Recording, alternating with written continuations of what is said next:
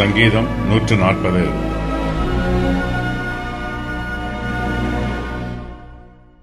ராகத் தலைவனுக்கு ஒப்புவிக்கப்பட்ட தாவீதின் சங்கீதம். நியாய தீர்ப்பின் 11வது சங்கீதம். 140வது சங்கீதத்தை தாவீது எழுதினார்.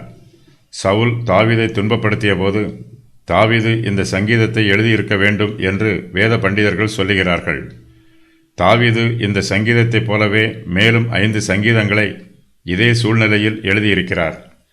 சங்கீதம் 140 முதல் 145 வரையிலும் உள்ள சங்கீதங்களில் ஒரே மாதிரியான செய்தியே சொல்லப்பட்டிருக்கிறது.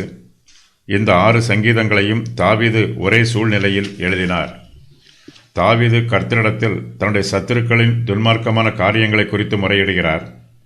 கர்த்தர்தாமே தன்னை அவரிடமிருந்து காத்துக்கொள்ள வேண்டும் என்று ஜெபம் பண்ணுகிறார். தாவீது தேவனாகிய கர்த்தரிடத்தில் நீர் என் தேவன் என்று சொல்லி தன்னை உற்சாகப்படுத்துகிறார்.